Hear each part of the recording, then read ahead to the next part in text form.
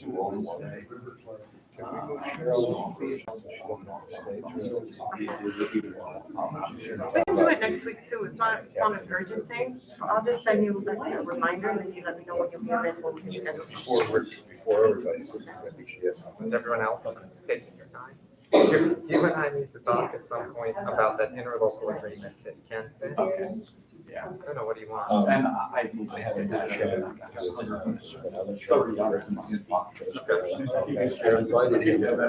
Oh, go ahead. Yeah. I invited him to say.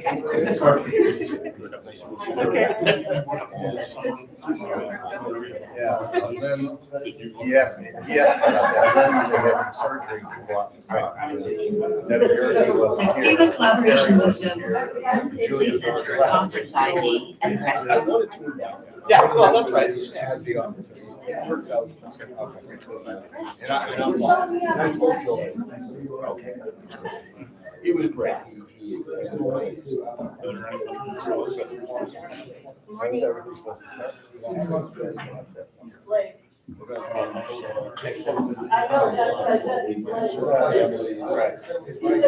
got one right. 4 years, one right idea. That puts you one ahead of me, so. Yeah, that's right. You are. Yes.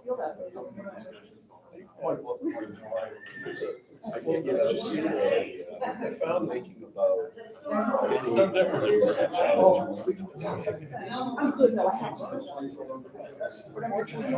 Nobody's ever agreed to do this for the money. I think that's what I want to make. Why does they want people to do what? We're buying paper now.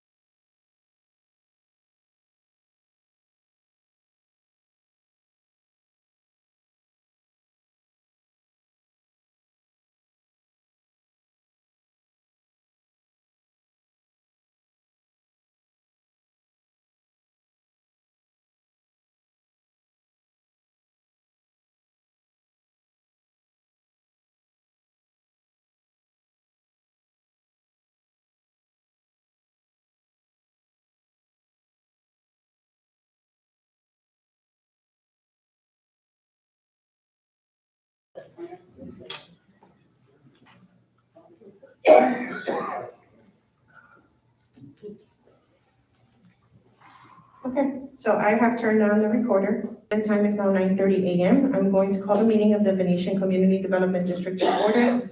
Today is Monday, June 6, 2022. The first item on the agenda is the call to order / roll call. Those supervisors that are present are Rich Bracco, Steve Kleinglass, Richard McCafferty, and Ernest Booker. Supervisors, we do have Supervisor Ken Smaha on the phone with us. At this time, we would need a motion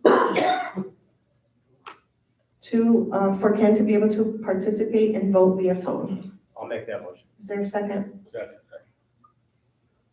Am I Ernest? Any discussion? No discussion, but I'm going to excuse myself also and dial in. Thank you. All those in favor, please state aye. Aye. Steve, once you dial back in, just let me know so that I can put it on the record that you're back with us. Okay. And we might. Okay, so since we just made the motion for Ken to participate via phone, we also want to do the same with Steve so that we don't have to do it during the discussion. I'll make that motion. Second.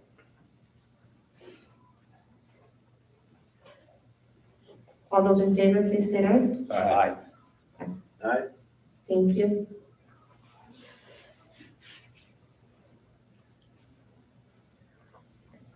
Moving forward, on behalf of District Management is myself, Brenda Blandon. District Council Andy Cohen is present. District Engineer Rick Schabacher is present. Field Manager Keith Livermore is present. We do have Julie Cortina from Vesta Property Services present, and I do believe we have Dan Armstrong on the phone with us as well. Dan? Yes. Good morning. Morning. Morning. And for the record, we do have audience members present. Supervisors and audience members, the next item on the agenda is the pledge of allegiance. We ask that you please stand. Please remove your hats.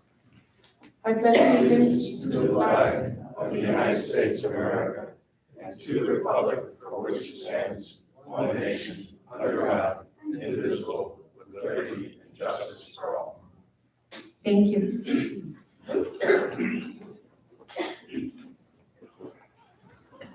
The next item on the agenda is the public comment portion of the agenda. Ladies and gentlemen, as a reminder, we will limit public comments to 3 minutes per person. Our first speaker is Ken Newbin.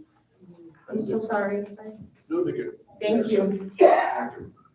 My name's Ken Newbegin, my wife Kathy is with me, and we live at 153 Vestry Place. And the reason for why we're here, we sent pictures and a email to all the board members pertaining to the removal and spraying of invasive plants in our wetlands. And the spray does work because there's a lot of unsightly trees there. And my question would be, we believe there could have been a more effective way to remove them, like cutting the tree down and then also placing a spray on the root system. So just need a better clarification and how long the trees will still be looking dead. Thank you. And Keith did come by and take a look at it. Thank you. I think I commented to you on your email. We're gonna look into some costs, some alternatives, maybe moving them back into the preserve, if that's a possibility, maybe chipping them, if that's a possibility. But we're in a very delicate situation because it is an environmental area and there's only so much that can be done back there. But you're not forgotten. We are going to look into it. In fact, I spoke with Keith about it before the meeting started. Thank you. Do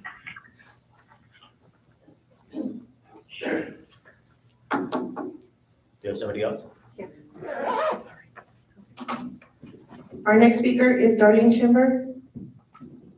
Good morning, everybody. I'm Darlene Schimber from 117 Torcello Court.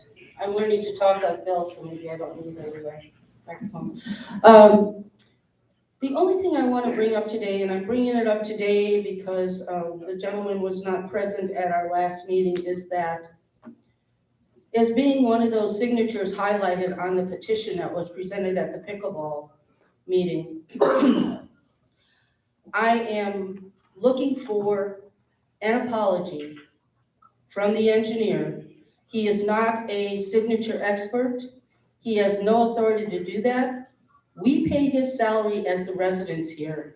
He is our engineer, and that's what he should do, is just be our engineer. So in the event that this should ever happen again, and hopefully it will not, I took great offense to the fact that he did that in front of a council, in front of everybody else that was in the room, and in front of the people of this board that were present. Thank you. Thank you. Our next speaker is Tyler Cassell. Hi, good morning, everybody. I'm going to sit because I have something in my lap. I just want to read to you the petition against the pickleball courts, exactly what it said. Here's what it says. I'm a homeowner in the Venetian Golf and River Club. I do not want the pickleball courts in the parking lot because the added noise will negatively affect the quality of life and hurt the home value of the condos on Bella Vista Terrace across the street. Some of the condo owners already are saying they will be forced to sell their condos if the courts are approved. They don't want to move because of pickleball.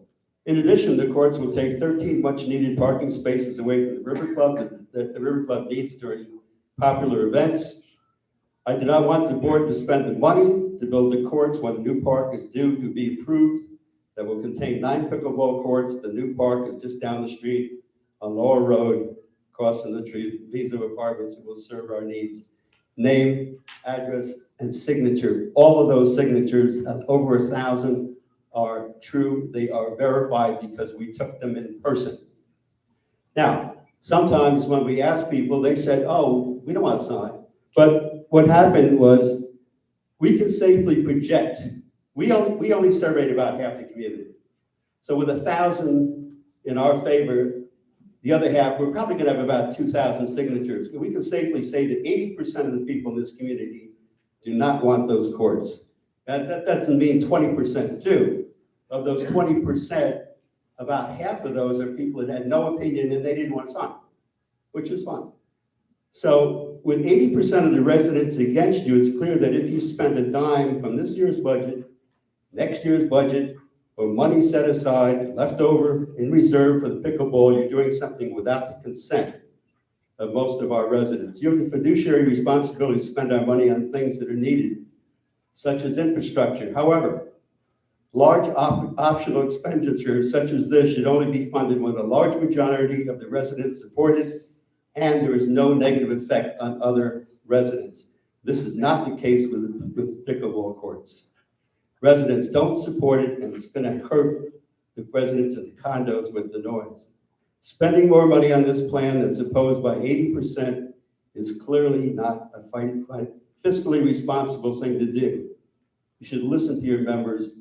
This is your board, and I want to camp on to what Darlene said, because her and her husband were some of those yellow marked lines that the engineer presented in the city. They both had their signatures on it. Now, he signed for her because he called her on the phone and said, "Dear, can I sign for you?" She said yes. Now, we have some of those. Husband and wife sign for each other like when you get a FedEx delivery. No big deal.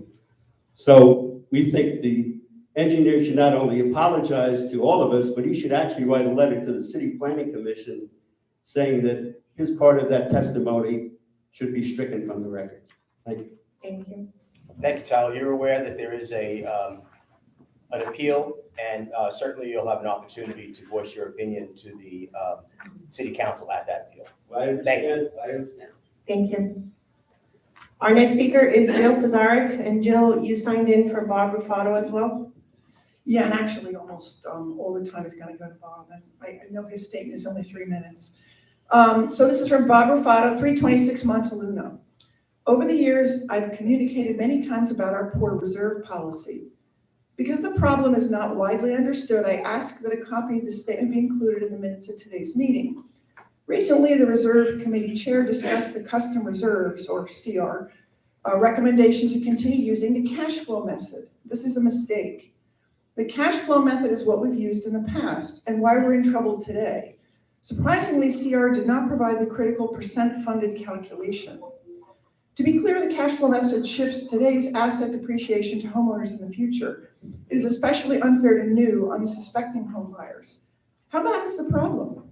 In 2019, we had only 34% of the necessary funds on hand, and the combined shortfall was over 2.4 million. Since then, inflation has soared, so today's shortfall is likely much more. This shouldn't be and wasn't necessary. We ignored the industry recommendations for establishing an equitable collection policy. The Community Association Institute, or CAI, states the most equitable means to fund reserves is to have a process where every homeowner contributes their fair share over the period where they benefit from common assets. It's that simple. However, that's not what we did then or what CR recommends now. Instead, CR recommends we limit collections and deal with consequences later. Unfortunately, the problems are already evident. It's why the River Club borrowed funds to remodel. It's why we purchased inferior quality residential furniture for the pool. It's why reserves are insufficient to replace pool bar equipment and why we must phase landscape improvements and why we don't have money for new pool furniture. It's why every meeting ends with someone asking, how do we pay for this? Frankly, we're operating the Venetian like a Class B property and it's starting to show. Had we followed the industry or CAI recommendation for the fair collection of reserves in September 2019, our reserve balance would have been almost $3.7 million. Instead, we had a shortfall of $2.4 million. Despite our problems and significant inflation, CR now recommends we hold reserve payments steady for the next 3 years. This idiocy shows dramatically in the River Club projections. The CR recommendation starts with a fiscal year 22 River Club reserve balance of just $752, and that makes no sense. I don't understand why CR made this recommendation, why CR does not provide the percent funded calculation, and why we continue our poor funding performance. As fiduciaries, every supervisor should want to know the answers. Future homeowners will, and that's from Bob Rufato. I would just add for my maybe 15 seconds is I ran into somebody at the golf club on yesterday, I think it was, and we were talking about, if you knew that the River Club roof was going to cost $1 million to replace, would you just hope we had enough money with the cash flow method, or would you knowingly set aside $100,000 a year so that in 10 years we know we have $1 million to replace the River Club roof? The difference really is that simple. So thanks for your time. Thank you, Joe. Jill, I'll just say that, we have a pretty stable reserve finance committee. We have two folks on that committee that are CFOs. One in particular operated a better than $3 billion budget. I have a feeling that they've looked into all of this, and when it was presented to the board at the last meeting, I don't think there was a single supervisor who took exception with the change. I realize it's a change. I was just really pointing out the differences in the methodology, because they are two clear methodologies and you are clearly choosing one. Thank you. Thank you. Thank you. And our final speaker is Steve Thomaston. Steve? Good morning. Steve Thomaston, 329 Montaluna. I want to make a quick comment to the Board of Supervisors today because we understand that Vesta has been given a 60-day notice for services here at the River Club. I'm not sure what the process is right now and the RFPs have gone out, but I think that the Board of Supervisors need to look at making a very bold statement in the future and only employing an entity that is very familiar with and solely directed on the management of a food services area, and having a proven record showing that they are profitable.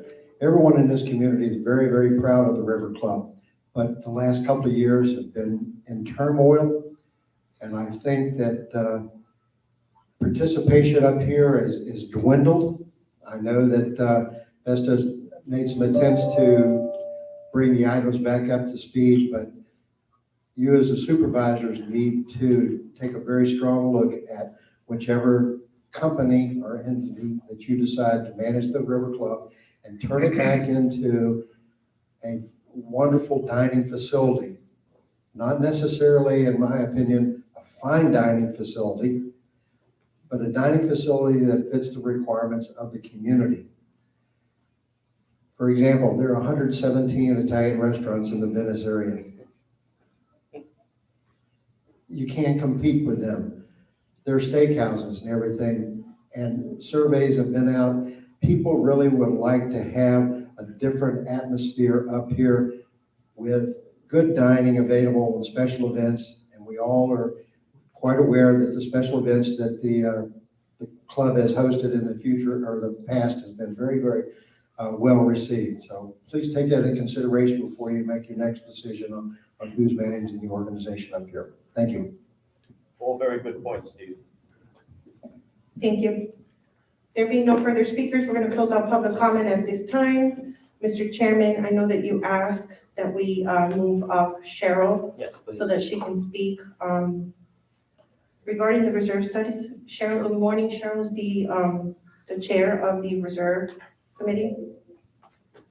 Cheryl, would you like me to make some general comments? Sure.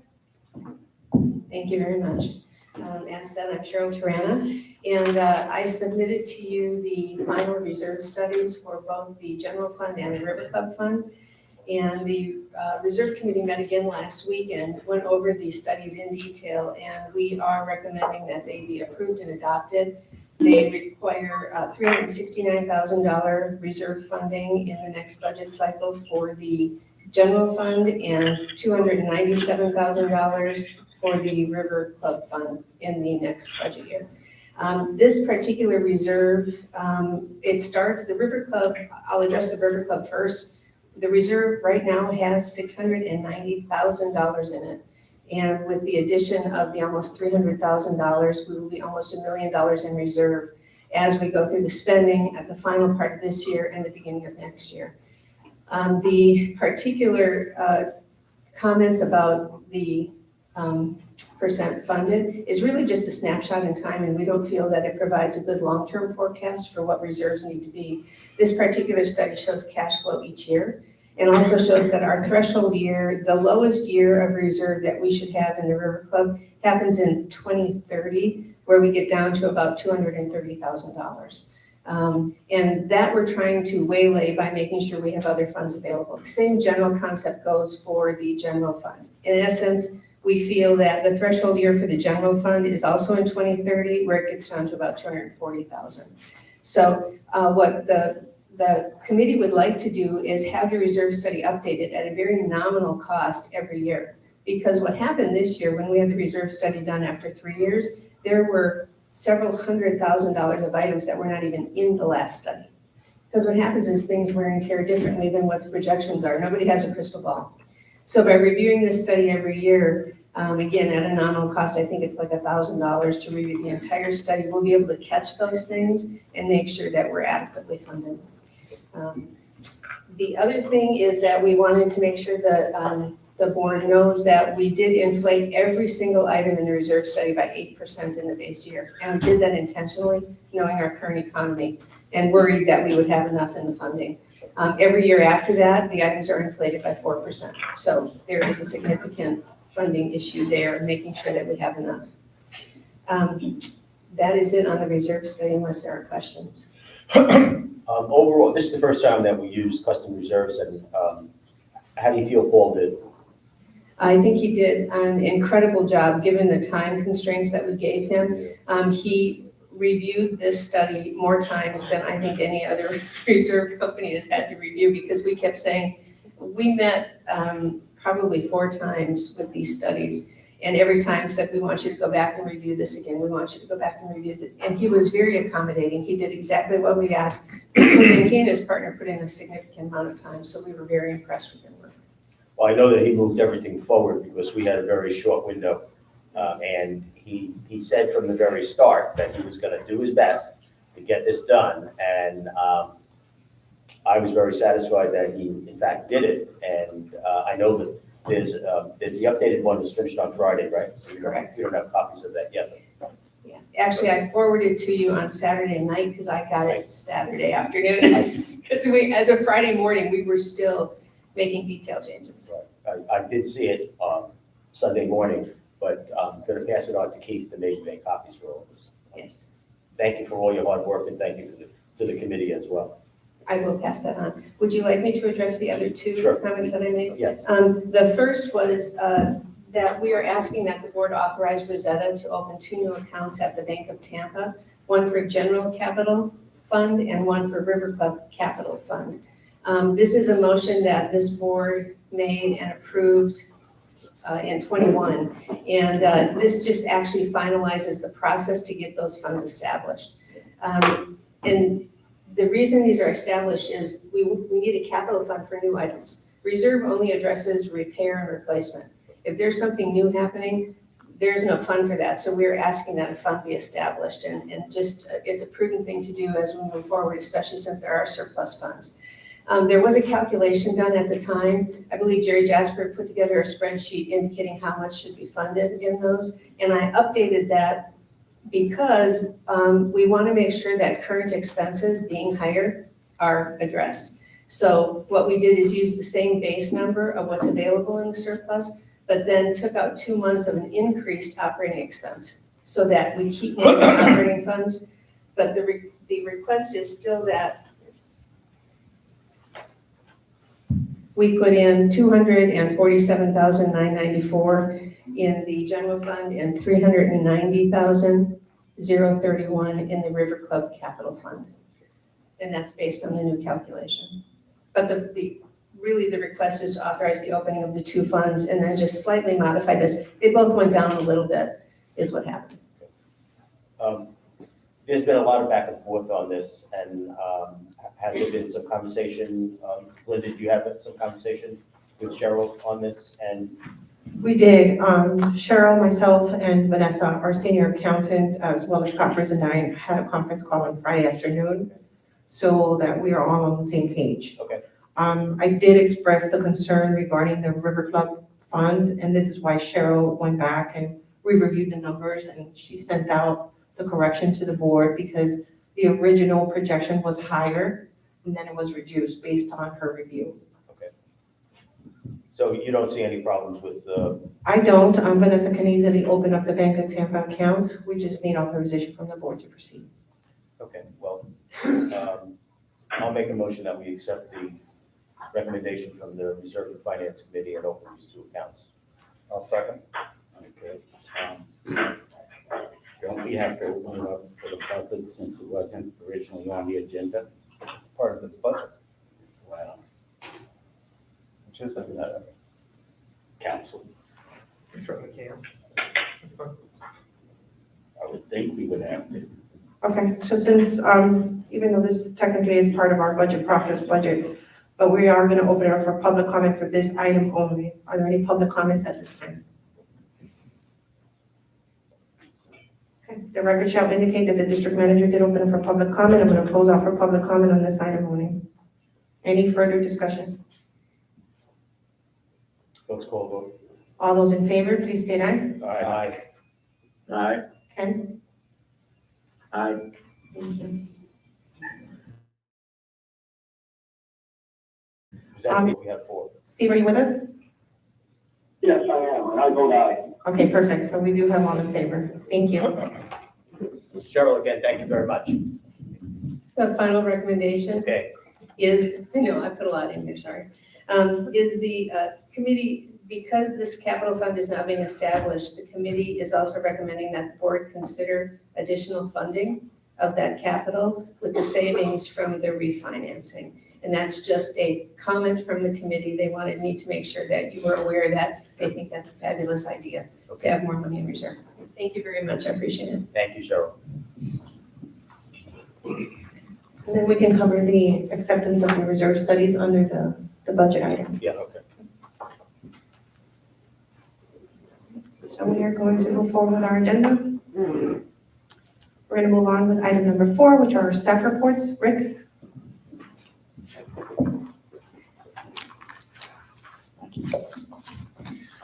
The bank restoration work is scheduled to start at the end of the month. Okay. So I imagine that's just going to be a week's effort, maybe 2 weeks at the most. So And Rick and I did the contract. I think I'm getting the insurance documents and getting all that stuff done to it. And I should be sending you that document for signature today. Okay, fine. The pickleball plans are out for bids, just want to let you know that. And then on the roadway rejuvenation, I don't know how we stand on that. Do you want me to move forward with that? Was that part of, she just left, Cheryl just left. I don't know if that was, because that was part of what we talked about also. I know the reserve committee, you met with them, I was there. I don't know if there was a final decision made on let's move forward with it in any way. So I think we're just gonna keep those numbers in mind, see what happens with our suit with the city, and just wait a little bit. Okay. That's really all that I had. I think you probably want me to hang around for 5A. Yes. Oh, sure, if you like. We don't have a date on that, right?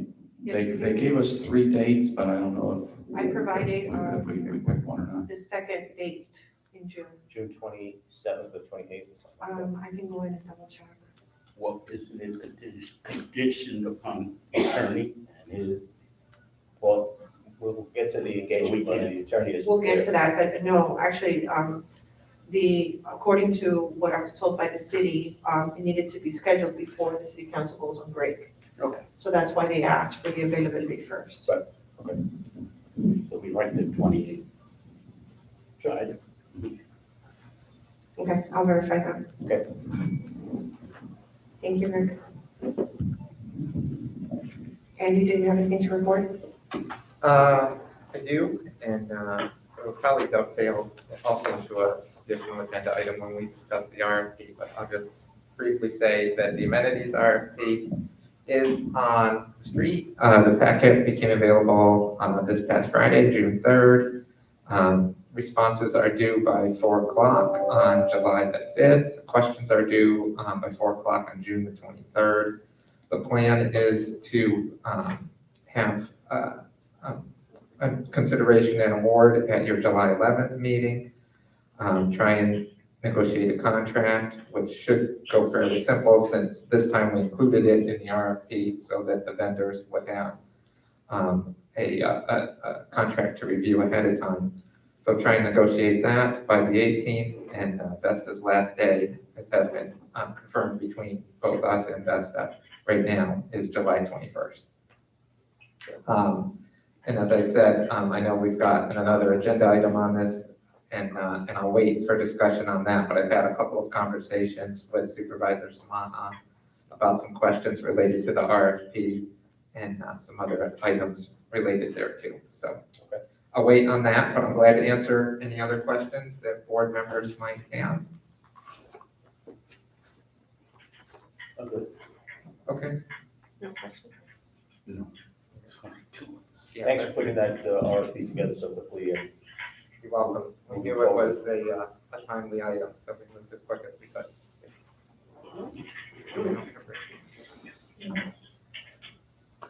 So we don't have a quorum at this point, so we have to vote off.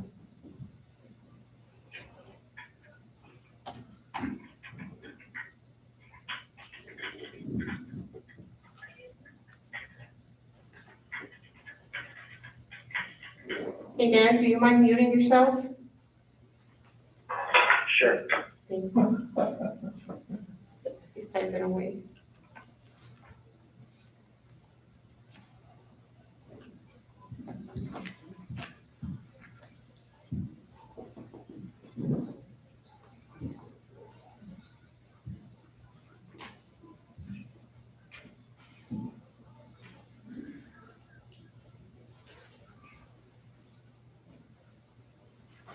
Keith is going to print the new copies of this, right?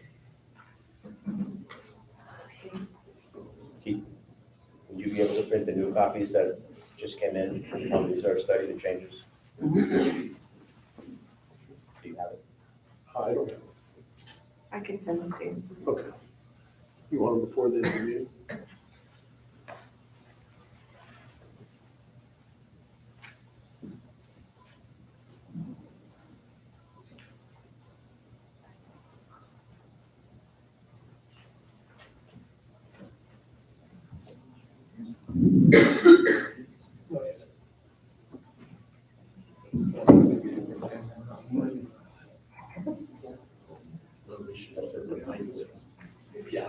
No, thank you. I just sent it to you.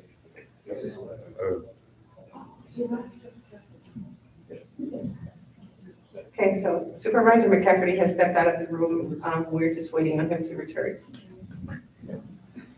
I could, she should have sent it like Belinda, this is Steve. I'm on and I'm muted. I hope you can hear me okay. I can. We're just waiting for Rick Okay. to return. He stepped out for a second. We don't have a quorum, so we can't Yeah. conduct any business until he returns. Okay, I'm gonna go back on mute. Thank you. Kyla's.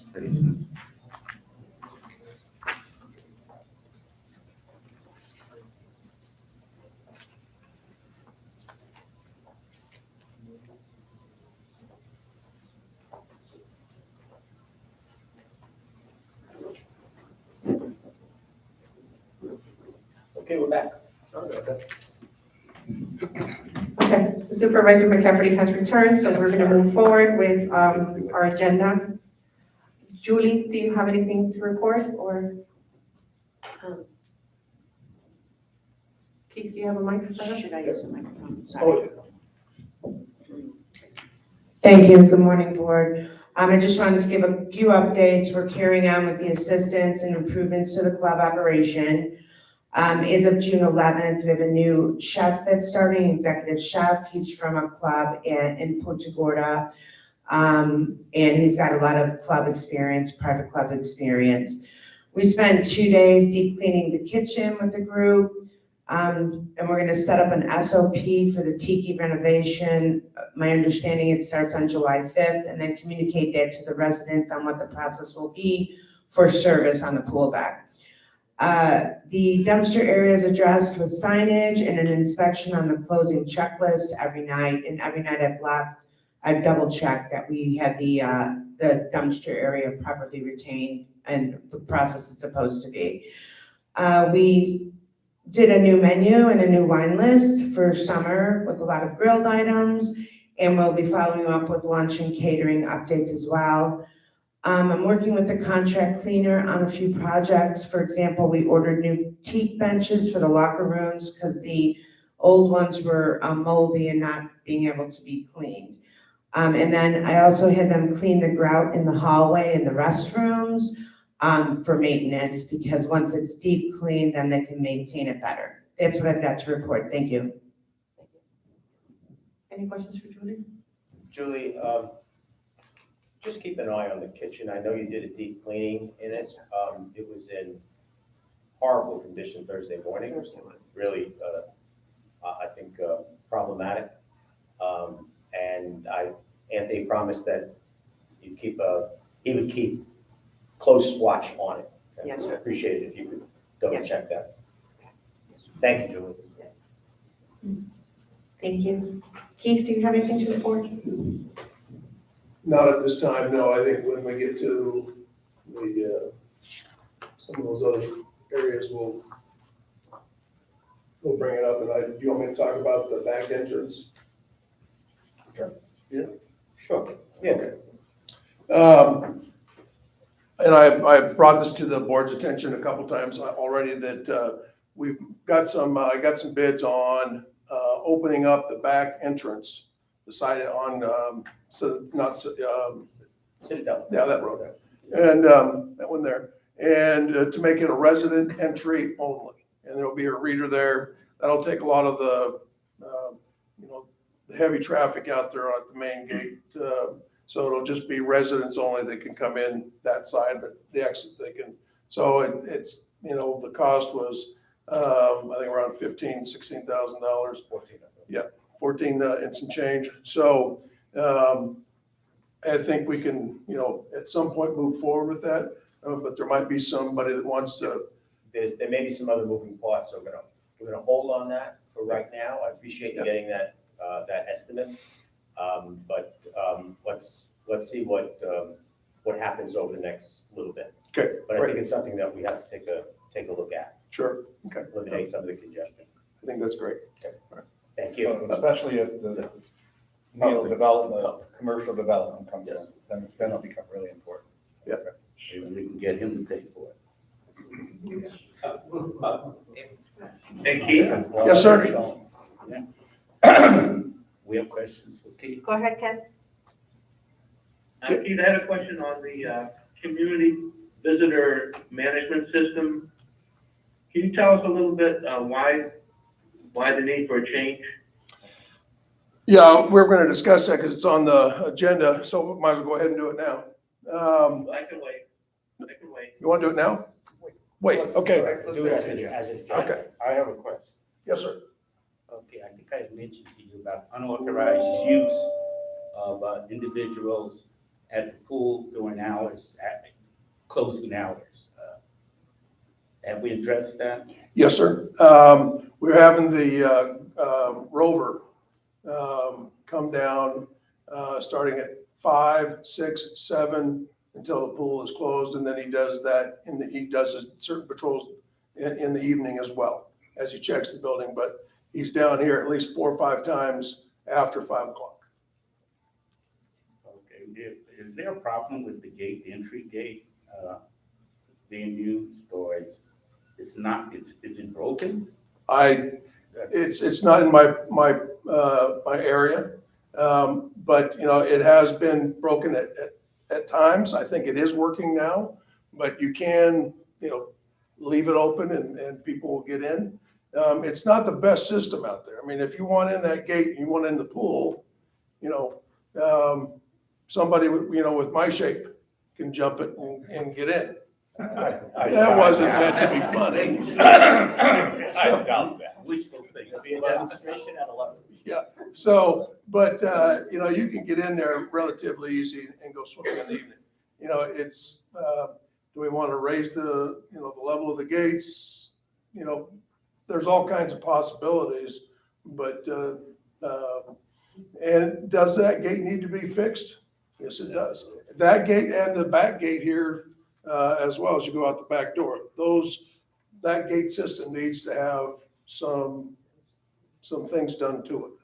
See, I would think that was something that we discussed in conjunction with the tiki bar, because they may have to take that down. Oh, we're gonna have to pull that out. To get equipment in, so we're not gonna touch it now.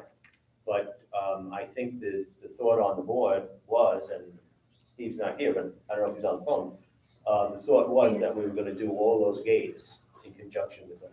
I think that was right, yes. Get it all done at once. Are the fish in the pond? Fish in the, Shell crackers are in the shell pond. crackers are in? Yeah, Mike and I were over there and about 4,000 fish went into the pond and hopefully with what the fish are gonna do with the spraying of it and some other things we're doing down in the wet well itself, it'll alleviate the shell problem, okay? We pulled the same day that the shell crackers went in, we pulled all the filters out of the pumps, cleaned them. And so we'll have a good test here in about 6 months to see if we're fighting a battle, so. And Heritage has been cooperative with this, right? Heritage is, they're, whatever we need to do, they're more on board and the general manager is, he's a new guy, met him the other day. Yeah, and he's on board with whatever needs to happen and taking care of things. So. I had a question on the pending projects. You put this up. On the very last page, the pump for the well has been ordered. Payment will be paid in full by Heritage. They're gonna pick up the whole nut on that? The whole 34,000? No. Oh. No. Because we were going half with that. Yeah, we're going half on that. Yeah, that's the pump that's on the backside of 10, and it pumps water out of the well into the big pond. And there's two of those. There's one right beside the pump house as well. So they're supposed to be switching, and the old company wasn't switching. They were just pumping out of one, which was problematic. And so now they'll be able to do what they're supposed to do and pump out of some, every other day. Because when it said payment will be by Heritage, I thought maybe they had changed their mind and they were going for the full 34,000. No. It's okay. Play nice. Thank you. My pleasure. Anything else? Thank you.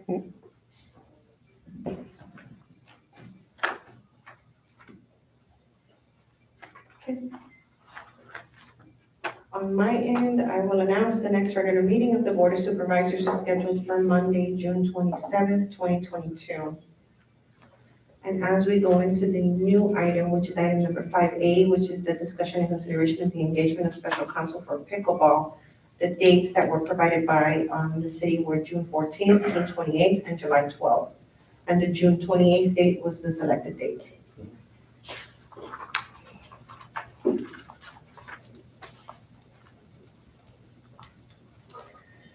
So I did inform the Board of Supervisors, according to the City of Venice, a petition was filed that will go before the City Council, tentatively for June 28th. We did have discussions at a prior meeting about engaging special counsel in the event that that there was a petition, and if the item would go before the City Council. We did speak with another attorney that was recommended because of their experience, and unfortunately they cannot take this item on. Rich did speak with special counsel Mark Hansen on this issue. Rich, do you want to give an overview? Yeah, I tried another, on a recommendation, I tried another attorney, and as Linda said, very busy with some other city projects and unable to help us at this time. However, Mark Hanson's firm deals quite a bit with land use issues, not necessarily he himself, but his partner and 2 other lawyers in the firm deal with that issue. So I asked him for a letter of engagement, a retainer agreement, explained to him the timeline and what was involved, and he was very accepting of being prepared and ready to represent us. So he did send a retainer agreement. I don't know if you sent We it. saw it. Right. So we're retaining the firm and not a Firm. specific. No, retaining the Because firm. matters of this nature, now, normally, is attorneys, the individual attorney and their reputation, experience before that matter, before this board. So hopefully Mark will send someone with good experience and aggressive. The one he mentioned was his partner, Daniel Loback, who I have not met yet. He said he deals quite a bit with land use issues, very familiar with all the ins and outs there, and that Mark would likely not be the person there. So in his retainer agreement, as you see, he mentions all of the people. Okay, I'm familiar with his partner when I sat on the board of code enforcement. Okay, he's good. I did notice that I think the retainer agreement had a typo in it. Should just say Venetian Community Development District. It says Venetian Golf and River Club. Oh, on the first line? Yeah, and I believe at the end too. Okay, well, we can have him make that correction. You earned your pay. Every day. With that in mind, I'll make a motion that we accept the retainer agreement and move forward with Loback and Hanson. Second. Any further discussion? This is Steve. I'm wondering, is there a cap on the retainer fee? It's an hourly fee. But if we capped how many hours we're willing to expend, and what's the value of that? I don't know how many hours he would spend. I think once he gets together with Rick Shopper, he'll have a better idea. Well, I could support something like that, say, if it goes in excess of, say, $10,000, it has to come back before this body. So that's how they have done some agreements. Would that be acceptable to you, Steve?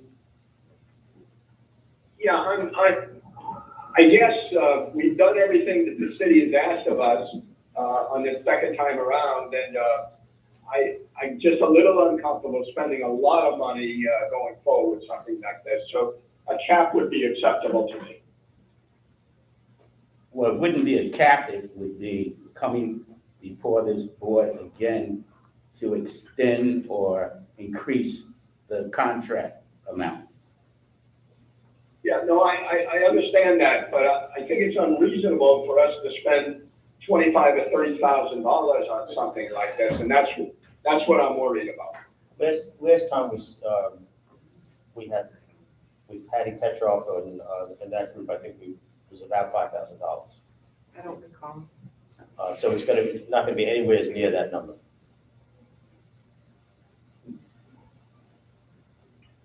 Rich, why do we think we need an attorney for this?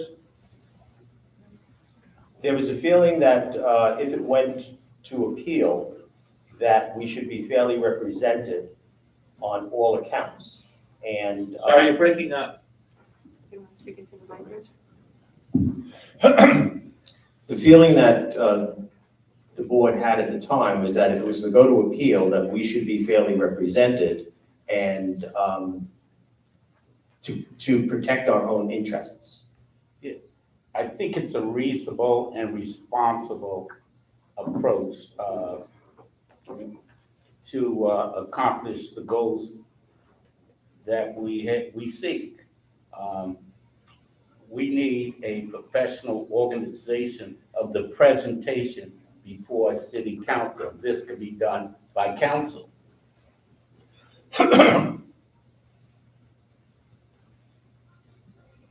So I think it's a good idea to move forward with it. You know, we've gone this far and we have followed everything that both city staff, the planning commission, and last time, the city council has recommended. We've done all of the things that they have recommended.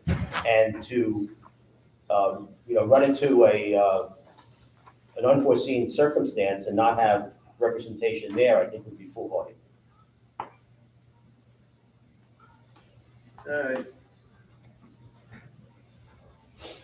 Okay, we have a motion. It was seconded. Any other discussion? Any further discussion?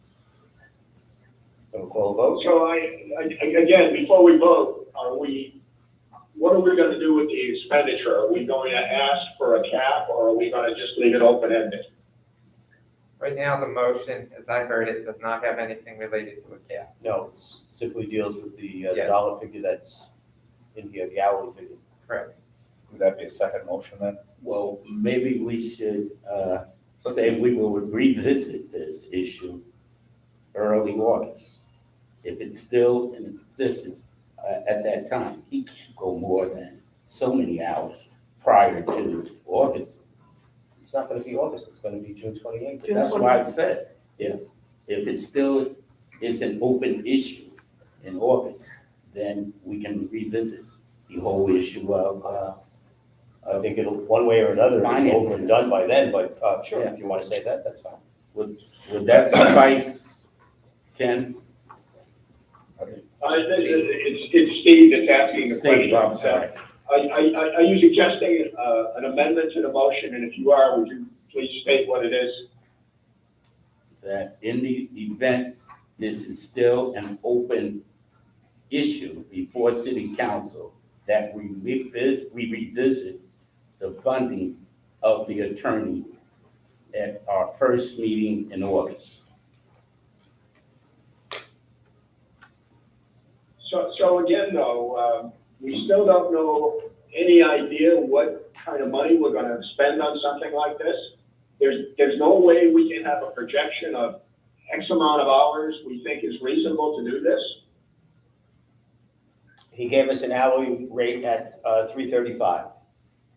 Yeah, no, I saw his hours, but how many hours at $3.35?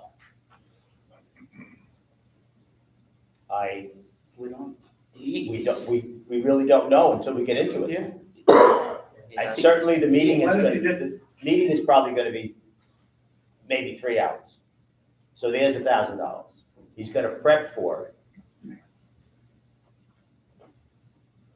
Okay. Why don't you sell the retainer at 5,000? That, I would be most comfortable with some kind of a cap. I mean, I'm, you know, trying to stay neutral from this matter Yeah, for the reasons that of course. I have, but I'm not sure that you can cap something, especially since we're not meeting again until the 27th. So if you told them that, you know, I'm just picking a number, that the most he could spend is $1,000, and he can't adequately get ready, then you hamper your effort, so. Yeah. And he may walk away, say, no, I'm not interested. Then we're back here again. It's not something that you can cap. No. It's an hourly fee.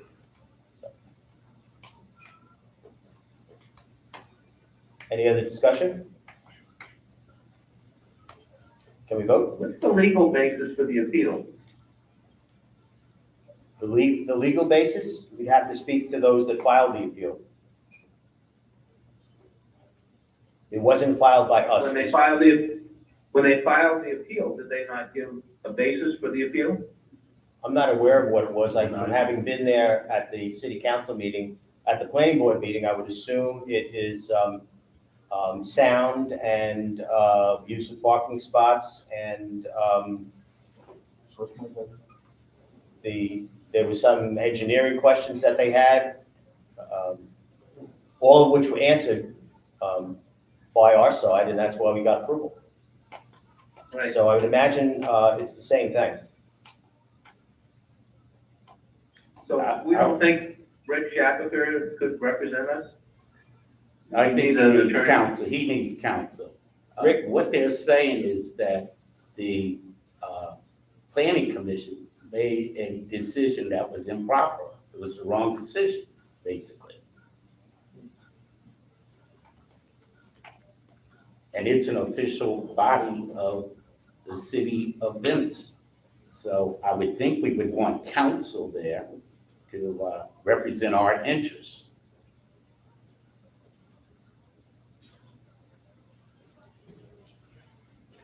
Any other discussion? I'd like to call a vote on this. All those in favor, please state aye. Aye. Aye. Thank you.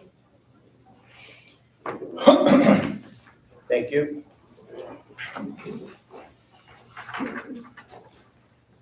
Supervisors, the next item on the agenda is item number 5B, which is the update and discussion regarding the amenity management RFP and the timeline. Andy did cover the timeline previously. Andy, you have other items to talk about regarding this item? Sure, I can broach the subject and Mr. Smaha can chime in if he'd like.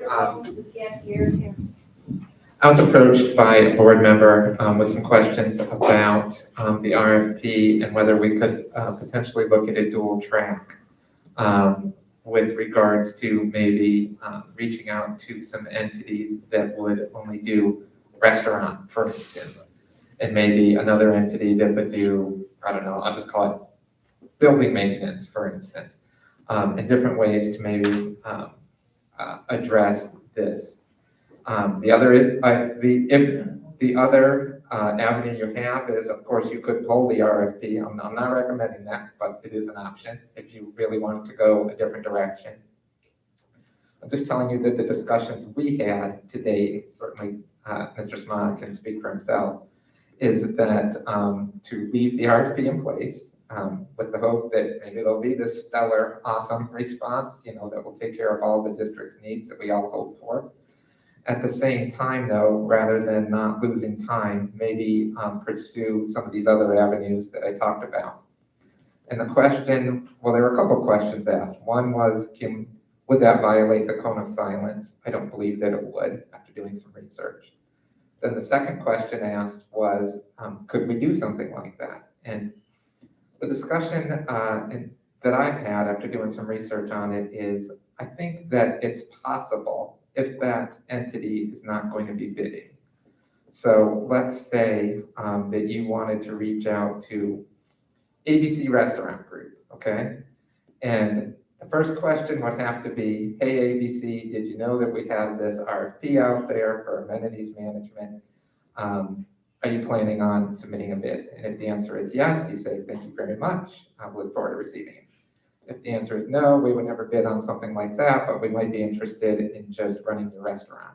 Then I think that further discussions could continue in that regard. So that was sort of the discussions that Ken and I had. I don't know where this will go, but I'm just relaying the message. Ken, did you want to chime in with additional information? No, I think that pretty much covers it. I just want to make sure that we've got all options open to us to, think a little outside the box and not necessarily go down a normal process. If we can find the right mix of property infrastructure management and food and beverage management or operations that can overall do what we want to accomplish and maybe do it at less cost exposure to the community, all the better.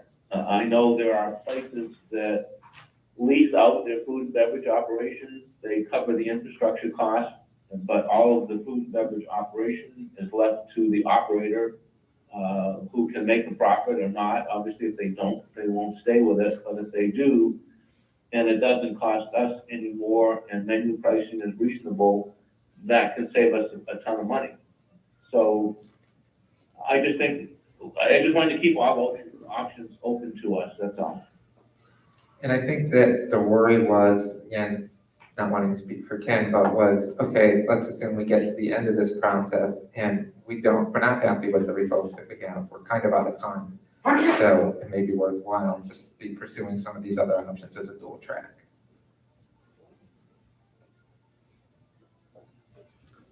I don't know what that means or where that takes us or who's in charge of it, but. I think it's a good idea. I hear this all the time. Food and beverage is the main issue here. And we're kind of unique in looking at these other CDDs. We have a river club, and the primary revenue generator is this restaurant.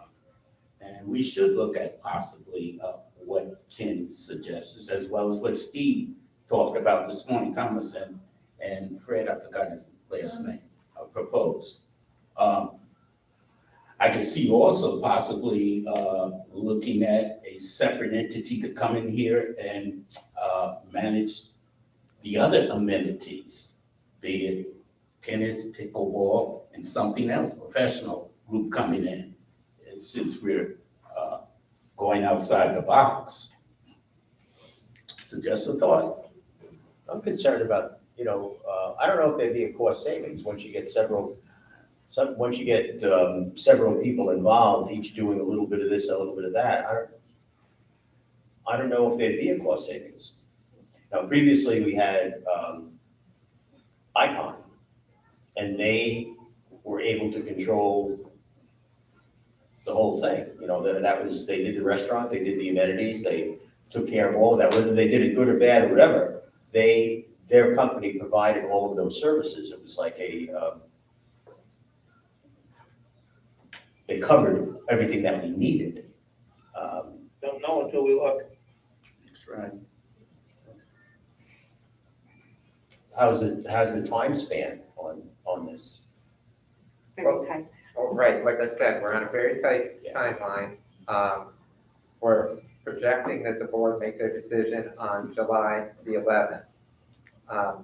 Because the termination date for VESTA is July 21st. Right.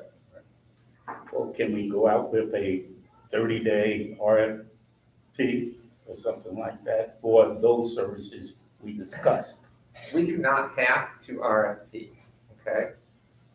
Certain things by statute we do, like a landscape contract over $195,000, there's no discretion, we have to RFP that.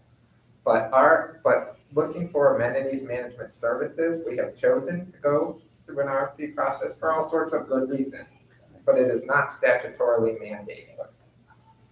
Oh, well.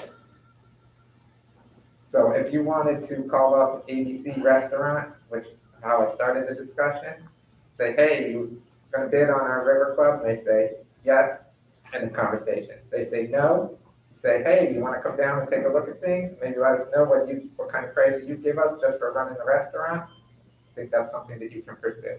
So we could, in theory, buy a full page ad in the Gondolier, this Gondolier, looking for restaurant operators to, run this facility. You could. It may impact your RFP. No, I'm just saying, we can do New York Times too, but I'm just saying. But I'm saying you might have somebody go, well, why am I bothering with this? They got a big ad up that they look like they want a restaurant group, So I'm just. All these things swirl together. You're asking these larger companies to do an RFP, which includes the restaurant. Then we're turning around and saying, but we might want to put the restaurant out here with somebody else. They're going to say, go scratch. I'm not saying we can't do that after we see if the RFPs don't meet our need, what comes in doesn't meet what we want, then let's go to Plan B. But I don't think you can do Plan B at the same time you're doing Plan A. Well, I really don't. I just like what Kenny is proposing, that we just look outside the box. We don't know until we try. There are trade magazines in this county that we could possibly advertise for and have like parallel again, it solicitation. it could impact, like Rick said, if you've got XYZ company looking at doing the full package, and then they see the ad for just the restaurant, they'll be like, what's going on here, you know? It could impact it. Or it could tell them to step their game. It could. Right now, we have advertised it in the newspaper, and we have also utilized something called Demand Star, which we were able to get some assistance. We represent the town of Longboat Key, and they use Demand Star. And the clerk there worked with Gary and did a great job together of getting it out there for that too. So we're trying to cast as wide a net as we can. Basically, Demand Star is a service that as a vendor you subscribe to. And if you're a road contractor and a roadway RFP comes out, they let you know about it. If you're an amenities management contractor and amenities RFP comes out, they let you know about that. I think we should wait and see what we get. Because I think to change horses now is not going to benefit us. Let's see what we get and revisit the issue if we don't get anybody that is able to provide the services that we want. But I don't understand why we can't do both, because if we wait and see what we get, then we're saying we got nothing, and look at us, we're underwater. Or, Kitty, it's your idea, what do you think? So, no, I think we should walk and chew gum. I think waiting for Plan B, we're gonna run out of time. Yep. So I just don't see anything wrong with talking to a couple of hospitality companies, to Andy's point, giving them a call and say, are you aware of the RFP? Is this something you would consider? And have a conversation. You know, Rich, I don't know if you've had any conversation with Heritage about such a possibility. I made And if Heritage not, aware. why wouldn't we? I made Heritage aware after the board meeting that we were breaking ties with Vesta by the third week in July. That's the only thing that I did, and since then, I have remained silent. Okay. Ken, I was at Prestancia over the weekend and talking to some from members there, which is another heritage course. They're on their fourth chef in the last 2 years. The people are very unhappy with the food service. So I don't know that that's the answer either. I do like the idea of some synergy between the golf course and the River Club, but. My club up here is doing an executive search for the third chef in 2.5 years. So I think that's a problem everywhere. Right.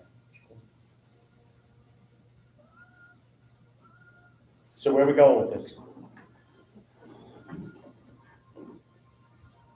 Well, I think what we've said is we're open to it, we can do it. I might take it upon myself to make a couple of phone calls just to see if there's such possibility out there, unless you tell me not to. I just don't see the harm in it. I would prefer that just one person does it, and if you're volunteering, I don't have a problem. Let's go away. No, it's on the phone. So, Okay. Okay. Well, let's back up for a second. I think that that's a potential problem, to have a board member be contacting companies, because he's going to be an ultimate decision maker. I think that if this is something that the board is interested in doing, I thought this through as well. And I didn't discuss this with Ken, sorry. But if this is something that the board is interested in doing, it may be beneficial to maybe use one of your facility committee chair or something along those lines that will not be part of the ultimate decision making. Well, could we ask the POA that they finish it or something? no, it would have to be somebody attached No. to. I'm sure the CDD. Yeah, I don't know if you have someone on one of your committees that might be able to fill this role, make a couple phone calls, if this is a direction you want to go. We have a social and dining committee. We have a chair of that. So that might be a better choice. This is broader than that. But I have some concerns about utilizing you, Ken, as a board member and still being the ultimate decision maker. Because what if one of them says, heck yeah, I'm interested, and that's the direction that the board goes. I don't want to have any allegations that there was any misgivings or prejudice in any manner. Yeah, that's good. Well, He that's can always fine, I abstain. understand, I appreciate that, but at the same time, somebody's got to do something. Right.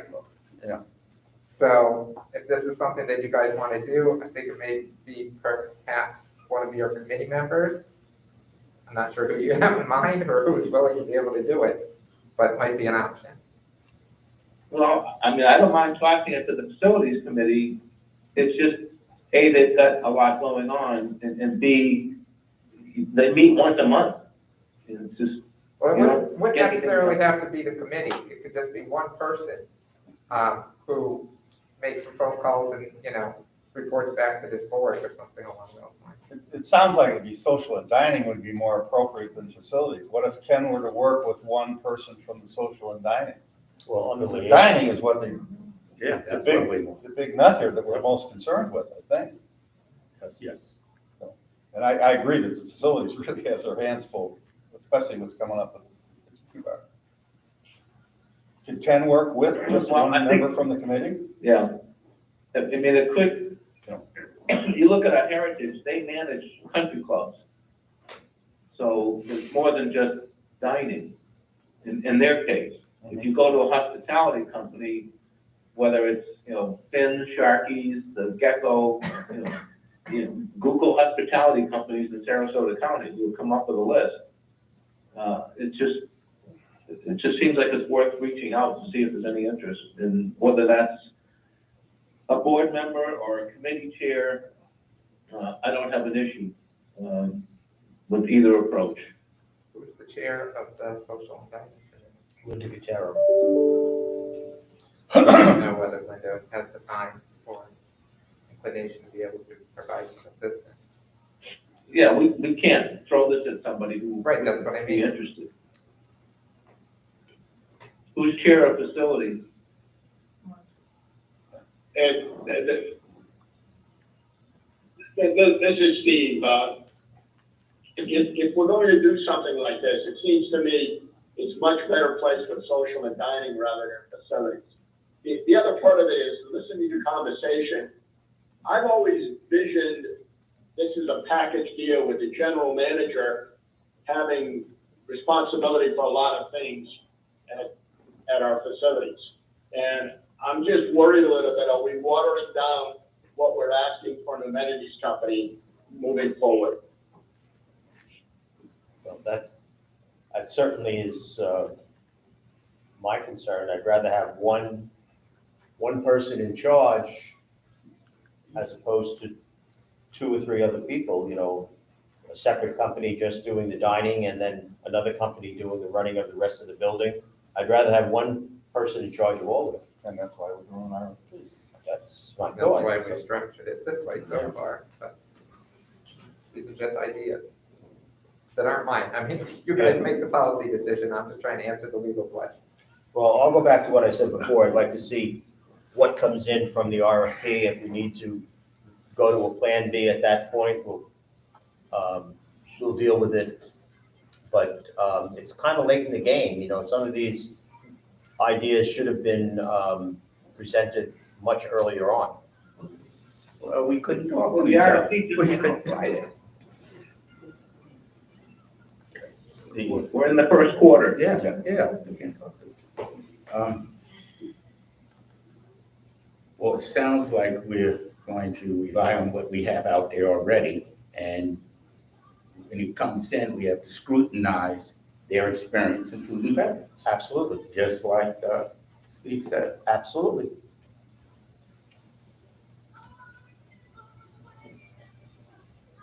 So what are we doing?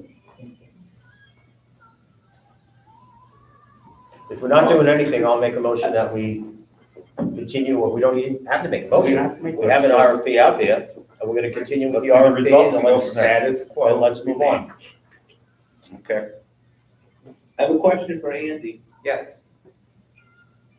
Andy, is it appropriate or not appropriate for a board member to unilaterally send a copy of the RFP to any number of organizations. If you have an Isn't organization, it public? if you have an organization that you think should receive a copy, contact Belinda and she can send it. And as with any RFP, that is allowable. If we were doing landscape services and you're like, hey, the guy who mows my yard also does commercial properties and does a great job, I'd like him to get a copy of the RFP, that's completely allowable. So if you know of a company that you think could have an interest, please correspond with Belinda and she is free to send it to them. So the answer is no. I don't want individual board members because Belinda's managing this process. Belinda knows who has taken a copy and who hasn't, who has sent one back and who hasn't. I don't want to lose track of that management. We also have a process when answering the questions raised by the bidders. So we respond to everybody. So it would be easier to send a list of all of the questions raised to every single person who requested the RFP so that they are aware of the questions and the answers. But Ken, if you know of, as I said, ABC company and XYZ company that you think should have an interest and you contact Belinda and ask her to send them to those two companies, certainly free to do that. Okay. Any board member. But as far as the RFP, that comes from one place. Needs and to one come place from Belinda so that we can manage the process for all the reasons we just said. Okay, so it's not recommended that an individual supervisors unilaterally send it out. Correct. That was the question. Correct. Okay. But you can send it out visa. But tell Belinda to send it out. Yes, because if you send it, besides what Andy's concerns are, and we don't know who you sent it to, when we respond to all of the questions in accordance with the RFP, we might leave them out. Yep. Or you might get a response and go, where'd this come from? Andy, what was the date they were due back, July? Let's see, the RFP is due back July 5th by 4 o'clock. July. Questions will be answered questions are due June 23rd by 4 o'clock, and then they will be issued by agenda. Any other questions? Before we move on, does anybody need a break? Sure. Okay, why don't we take a 10-minute Why break? don't we we've got LNP next, I think. Okay. Can we do them so they don't have to stay? Okay, that's fine. That's because you went ahead your break. I needed it. We You do wouldn't want have me here if I didn't. item number 5C, which is the consideration of the LMP proposal for installation of missing plantings at the monuments. These are behind tab number 2 for your review. I added these to the agenda because these were part of the field inspection report. I'm not sure, Rick, if the landscaping committee has had a chance to review this and whether or not they are in agreement with the recommendations provided by LMP, whether we want to move forward with this or do we want to table it? No, this time the landscape committee did have a chance to look at this. I was not there, Keith was there. They recommended that the board approve it. They've been talking about the monuments every meeting for 2 years. We did plant the Lorope and the foxtails, which have done pretty well, but I think this is an enhancement to those monuments, and they were very much in favor. I would support it too. So it's $34.59 and 15 cents? Yeah, that 15 cents is a killer. Rick's kind of breaking up. I just said the total amount is $34.60. Yes. Any questions? I think it was confusing somewhat when you said missing plants. So as if someone snatched the plants or so, but it's basically an enhancement. Yeah, I think I'll make a motion that we accept the bid from LFP at $34.59.15. Second by Ernest. Any further discussion? All those in favor, please say aye. Aye. Aye. Thank you. Okay, so do we want to move to a 10-minute break? Yes. Okay, so we're going to go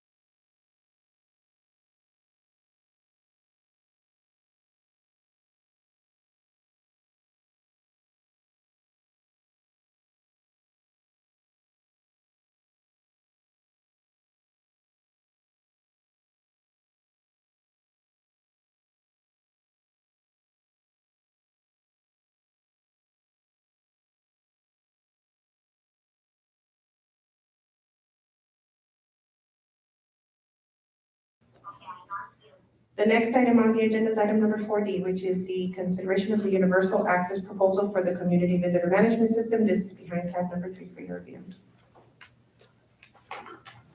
There we go. So the access control system, the one we have out there right now, is old. It was I was just told by Mike that it was put in there as a Band-Aid, and the system the guy that runs that system and owns that system is going out of business. This program, we can add, we can go with just the access control, the same thing as what we have right now, but we can add more services as we go along. Like, we can go to a virtual guard if we want to with this system. We can add, there's so many things that can go on with this system. Residents, can put a guest, and they can send them a code, and when they show up, they just hold up their phone, and the gate guard just scans it. It's already in. If there's no guard there, they can hold it up to the, at night, if that's a way we want to go, they can show it to the virtual guard, scan it, let the person in. So we can grow with this system. It's about, I think, like $30 more a year is basically what it's going to be. But it's something that we need. Sooner than later, we can probably get it implemented by next month and start using it, and then slowly bringing in all these other things if we want to.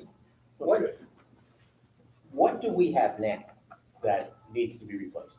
It's the computer program system that the gate guards use for access control. We take pictures with it. There's just a whole array of things that they do up there at the gate.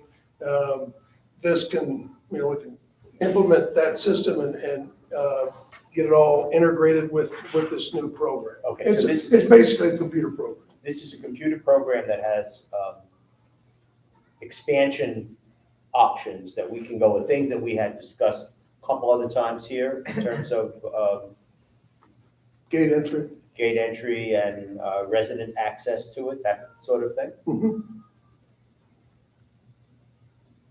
What other communities use it? I believe that Lakewood Ranch is using this.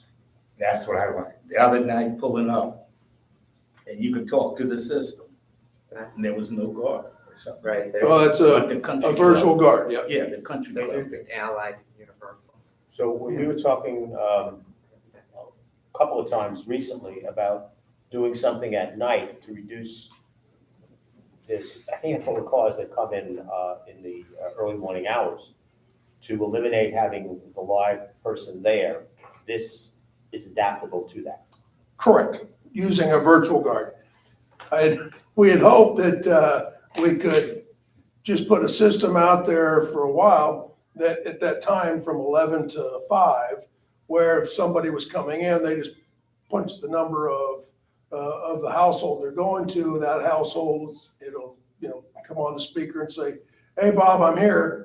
Okay, and the household presses a number on their cell phone, a 9, and it opens up the gate. Well, that's all great and wonderful, but what if the guy comes in and says, "I don't want to come by, I just want to come in"? Yeah. There's no way of doing it unless we put a button in. It's possible to be able to put a button on there that just calls the rover, and the guy out roving the community, all right? He goes to the front gate and lets the guy in. So, I mean, there is a way around it a little bit, but,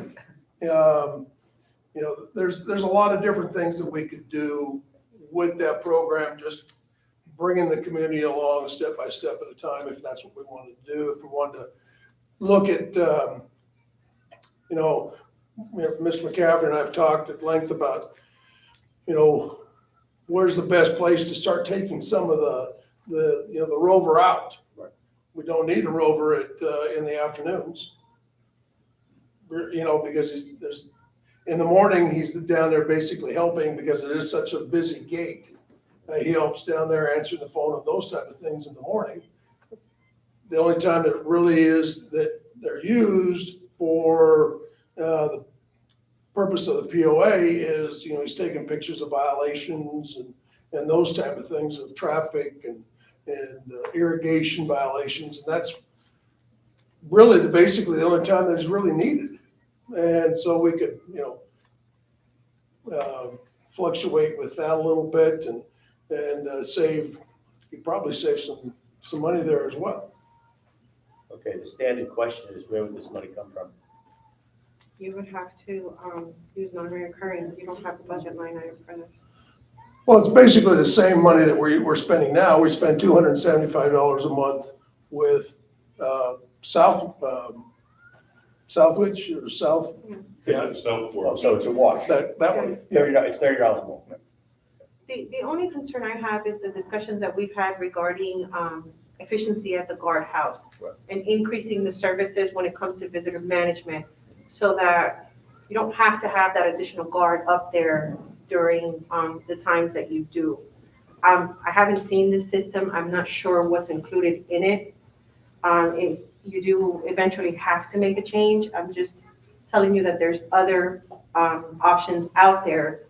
And it would be good for the board to consider different types of visitor management systems wherein you can actually issue visitor passes through a phone, different methods. It'll increase the timing, it will decrease actually the timing where a guard has to actually interact with some of the people who come to the gate. Okay. Well, that's a problem with the evenings. If we have one guard at night and that guard goes rows, then there's nobody at the gate.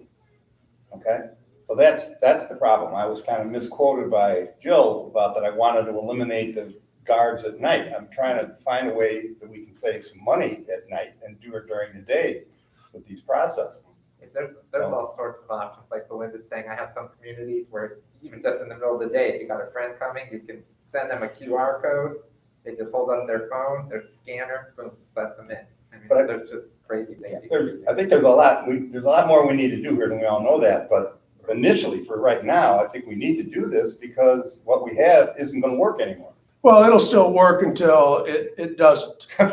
Okay, but I mean, I'm with Belinda in that believe that, there's a bunch of systems out there and, this is just one of many. And, before the next board meeting, we could probably, we can meet, Belinda and I can talk about, some more and bring them to your.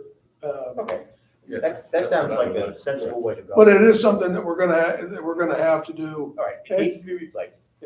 And let's see what other options are out there that would be good for the community. Yeah, I mean, we've seen all sorts of technology. The technology is moving very rapidly. I mean, there's a visitor management software where a resident can call, state the name of the person and decide for how long you want to issue a visitor's pass to. So it can be anything you want it to be. It just depends on what you as a board are looking for in a visitor management software. Right, all I'm trying to do is find us a way to be more efficient. Right. That's all. You can get us some That's simple. options. Get us some options. This way we'll compare. I appreciate that. So we've been taking every night from 10 until 6. We have an average of about 18 people coming through at night. That's visitors. It's visitors. And that's during season as well? Well, I just started it 2 weeks ago. But I'm going to say that it's more, we probably have more people coming in between 10, because they started taking the survey from 10 until 6. I'd say from 10 until 12, you probably have a few, and then after 12, and then, from 5 to 6 is probably where you're getting the majority of that, 15 to coming in. All right. Well, So we'll get some choices and we'll do it. Yeah. Thank you.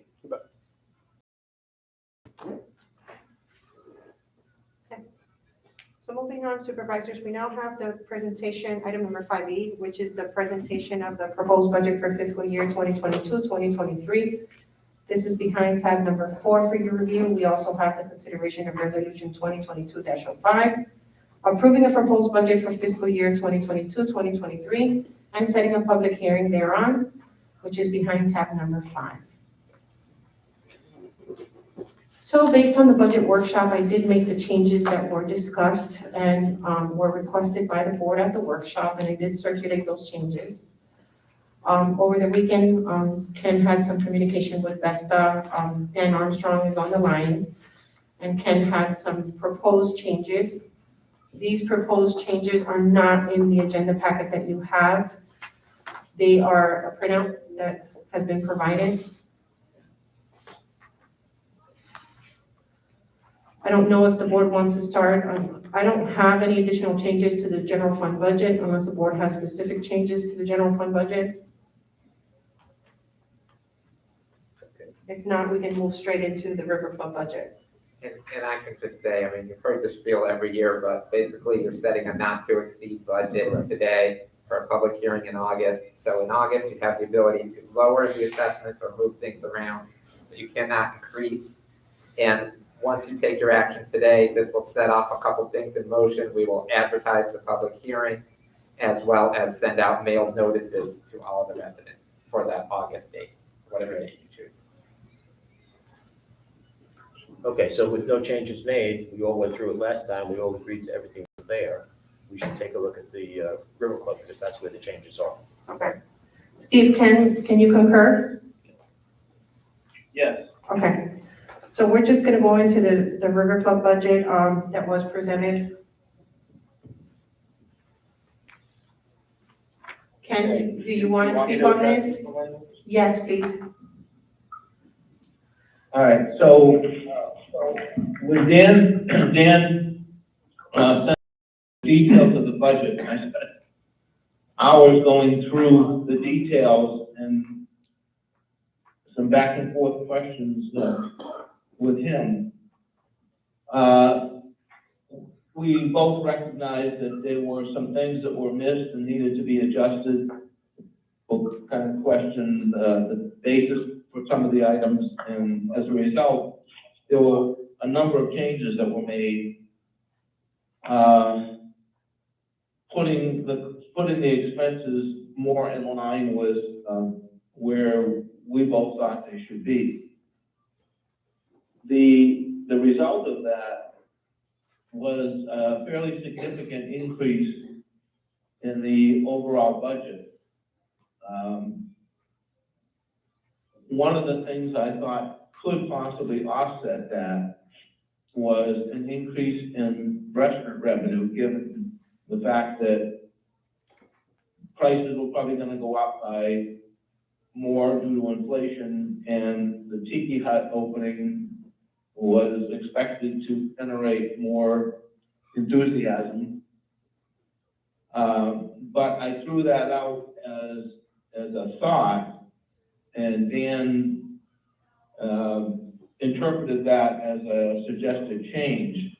So in the version that you may now have in front of you, the revenue was increased from 825,000 to 900,000, and I personally think that's a high risk assumption.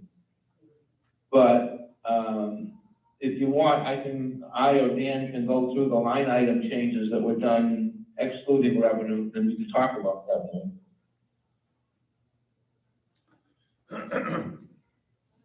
How do you want to approach it? Well, I think we all have the updated budget that you sent out this morning at about 8:45. So we'll disregard the one that's on the iPad and just go. Okay, so this one. the significant changes, excluding the revenue and the impact of revenue, were employee benefits, which in the first round seemed unusually low. They were not in line with historical levels of percent of salaries for the last several years, as well as the current year. And, so Dan adjusted that to, a 31.5% rate, which is more consistent with where we are now and have been historically. So that was the significant change. The, couple of other changes were in, employee meals were increased by, I think, 5,000. Paper and plastic was, increased by about 4 or 5,000. The, credit card payments were also increased because of, the historical and revenue, restaurant revenue. And then, we took down non-recurring expense partially to offset that, plus, to get it, at the same level as this year's is projected. And there are a few non-recurring items this year that were usually high, we hope. So that whole increase, resulted in about a $80,000 increase in the overall budget. The increase in revenue, if you took it from 5 to 900,000, when you adjust for cost of sale, credit card expense, et cetera, ends up being a much smaller increase. It effectively changed the net by about 40,000. So if we accept the revenue change, our tax roll increase is 4.6% versus 3.4% in the original package. My concern is 9,000 realistic?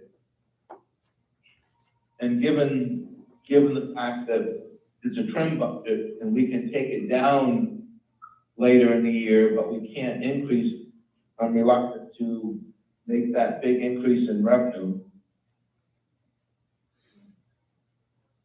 Or if we want to leave the increase in revenue in there, I would hedge it by adding a significant amount to the non-recurring expense line to offset that roughly $40,000 impact. I'd rather go in high and reduce it later than be left with a budget that we can't live with. Well, this is time to do it. Did I confuse everyone? Yes.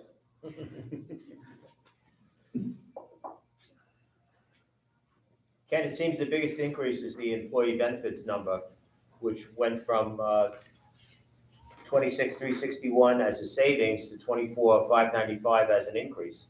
So of that, the number you was something like 80,000. The biggest chunk of it is right there, isn't it? Yes, it's up about, I think, 60,000. Right. Because the original number was just incorrect. Right. It failed to take into effect tip wage income. Okay. Rich, if you look historically, that benefit rate on salaries plus bonuses ran over 30%. Anywhere from 29 to 33%. So where Dan is now is just under 31%, which arguably may even still be low, but it's more realistic. It was just incorrect the first time around. Right? But in that section, Ken, make sure that you remove the outside training and the independent contractor services lines. I did. Those are independent contractors. Okay. Yeah, I took only salaries and wages plus the bonus. Right, Christmas bonus. And I came up with 30.4% of that number as the employee benefit number. Got it?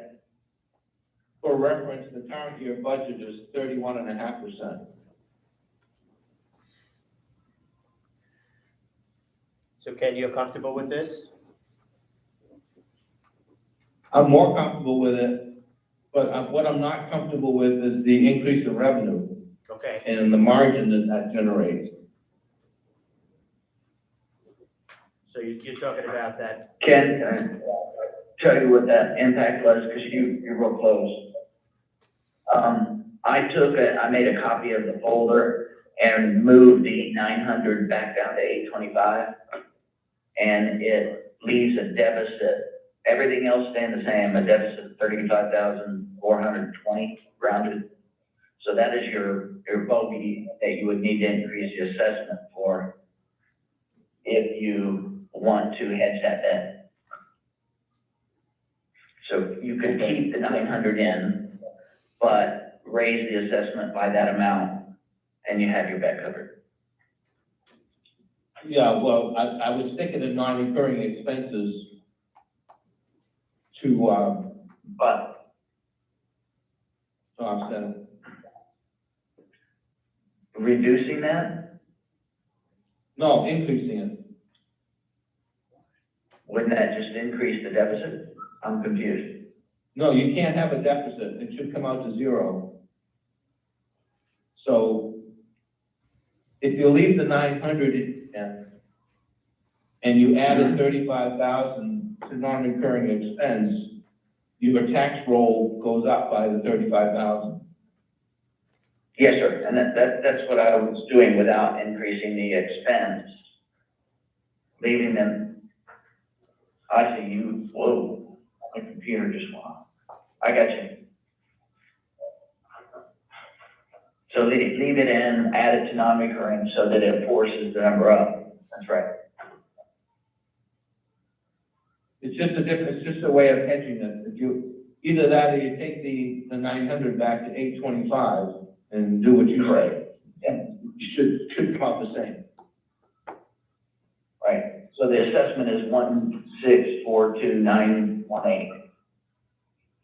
Something like around that if you could that would be the result. Agree? And guys, the reason I'm suggesting that is strictly because when we get another set of eyes looking at this budget with another management company, or however we end up going, and they come up with a different set of numbers, then we've got ourselves covered at least, because we can always take it down, we can't take it up.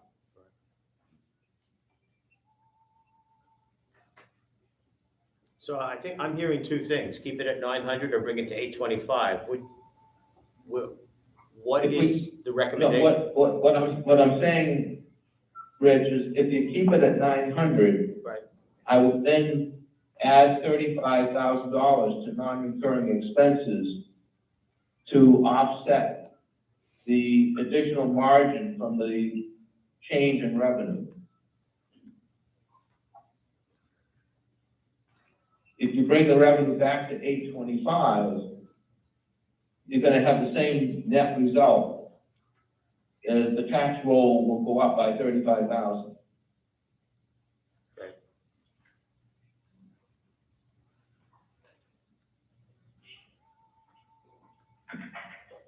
Ken, if you put it in the non-recurring. If we have the time, I'd rather bring the revenue back to 825.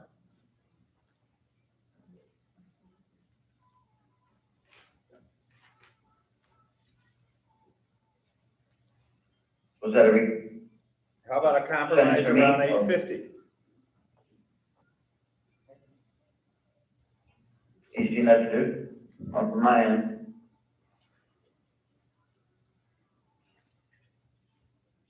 Want me to tell you the result?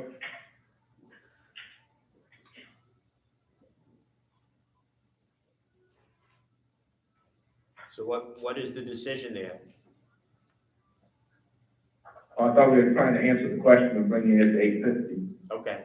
Ken, if I change the revenue to 850, you have a $23,590 deficit, which would just get added to the assessment and added to the non-recurring expense line to keep it at net zero. What's the tax roll amount So then? your tax roll number would be 1631090 if I'm gonna be a zero sum budget. I can tell you the pennies if you need 090.48. No, you don't need that. Okay.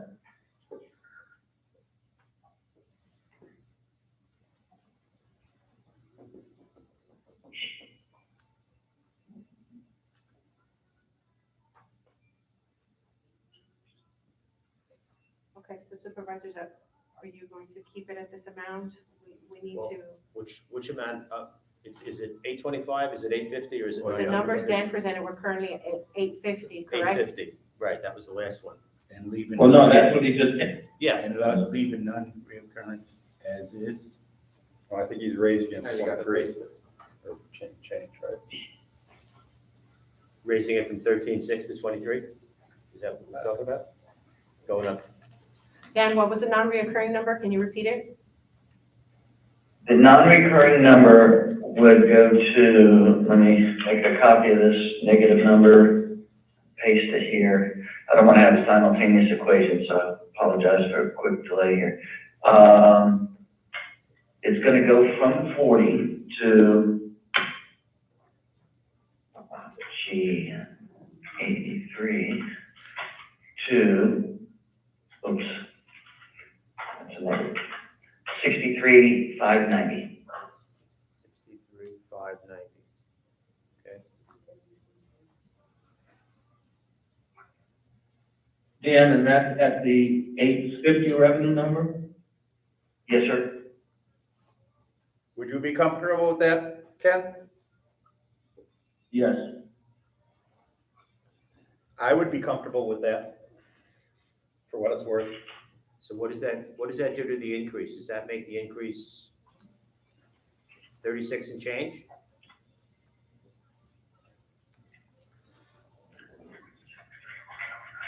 So I'm typing in, the increase is now 93,523.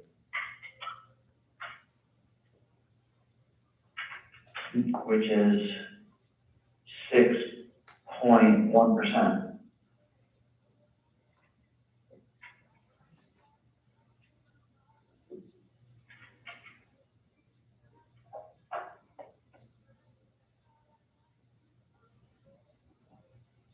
Okay. Ken, you're comfortable there? So was saying revenue at 850? Yes, sir. 44.2% cost of goods, so there's a lot of room there. Hopefully your group or us beat that.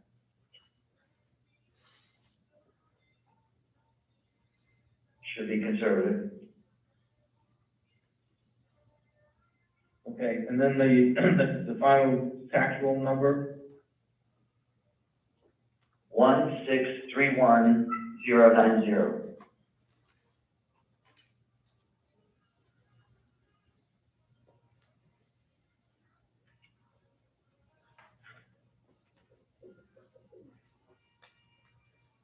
Well, it's reasonable.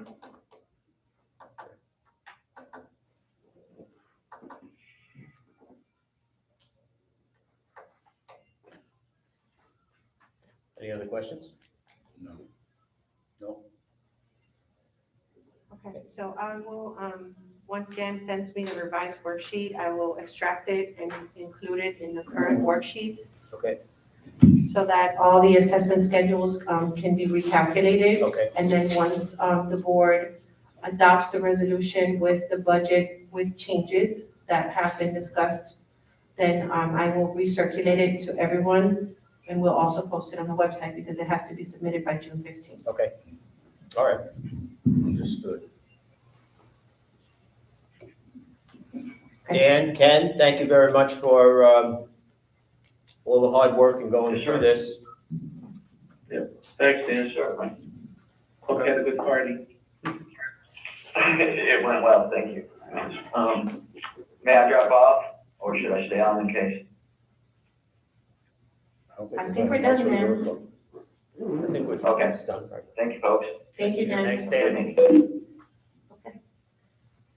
So we do have the consideration of resolution 2022-05, approving a proposed budget for fiscal year 2022-2023 and setting the public hearing thereon.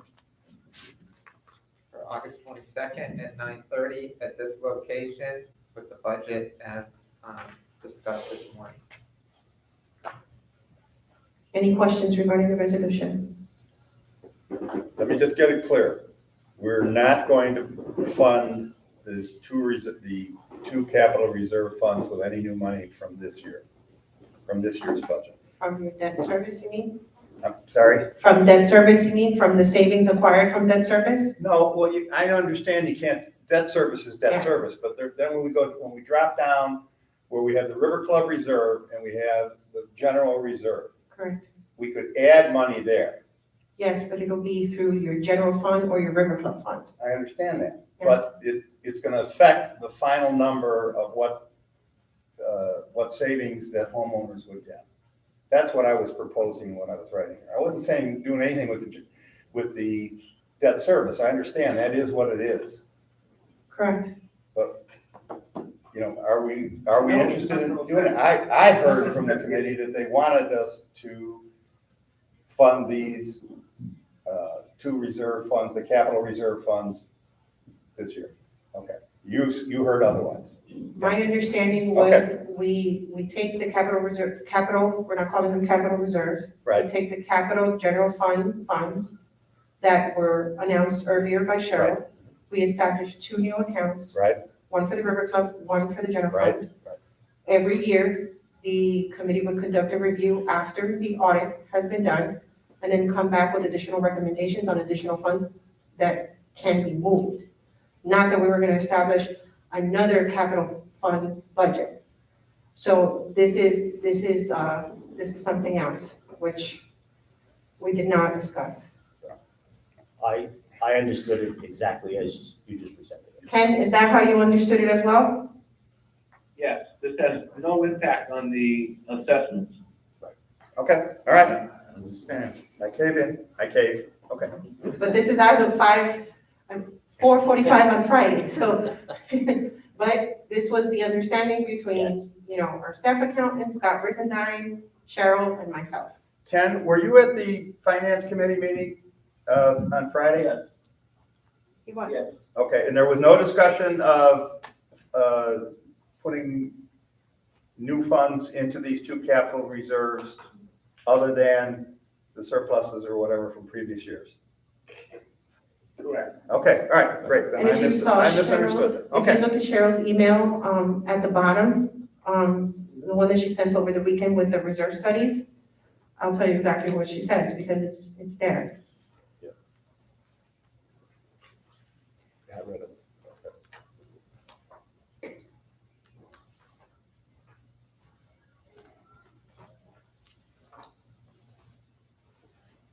Finally, the committee is recommending that the board consider additional funding of these two capital accounts in 2023, utilizing a portion of the savings obtained through the debt refinancing. Yeah, that's what I'm saying. 2023. Well, what budget do you think this is? Well, no, this is Oh, you're waiting another whole year. No. This is utilizing the savings that were acquired through the debt service, which council has advised we cannot do. That savings, call it that. Don't touch it. Escrow or whatever. Is Cheryl still there? Reduce the amount she's of not. the loan. Right, no, I get all that. Right, we're I not- think that description's incorrect.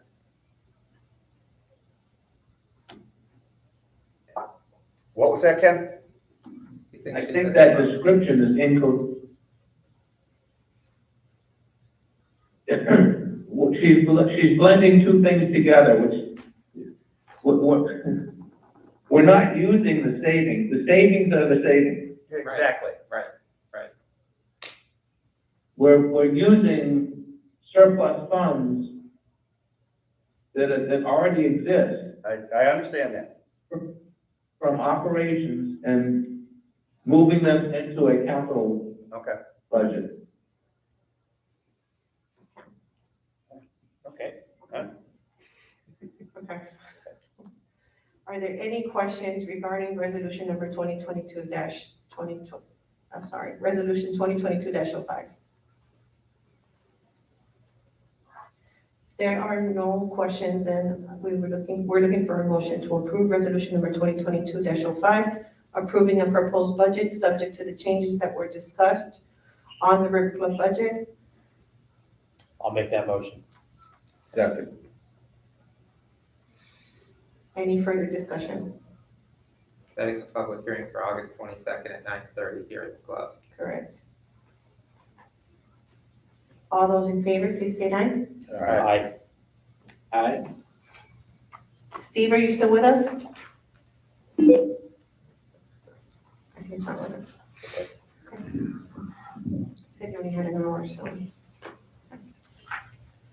Okay, moving forward, supervisors, the next item on the agenda is item number 6A, which is the consideration of the minutes of the Board of Supervisors meeting held on April 25th, 2022.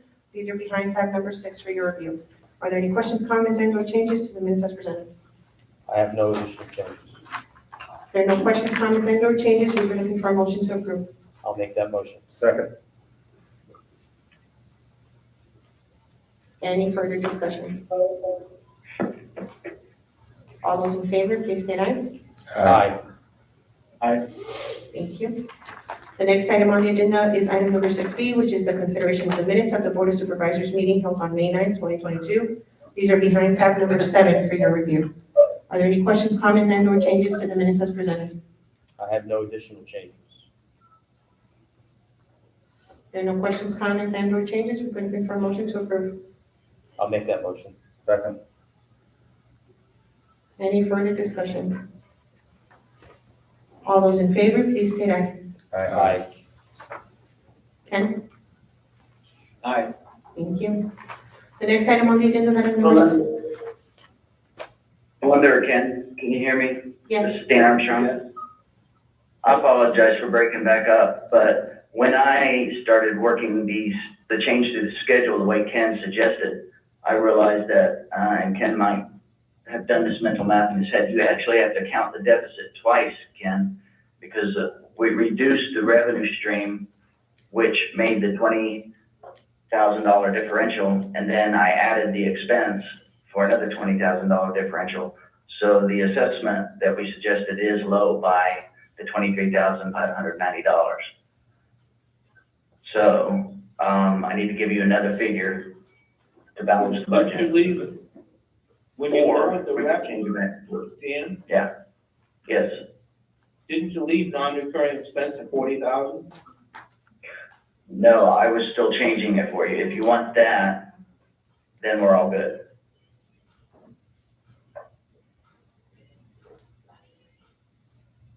And then, if you want my opinion, that is the way to go. I think an 850 figure, based on what you told me about 2019 and Tiki Bar, et cetera, and a $40,000 non-recurring is what I would have suggested if we were in the position. That's what I thought you were doing. Okay, good. Would that leave you for a tax roll number? It leaves the tax roll number that we quoted before, 1631090. Yeah. Okay.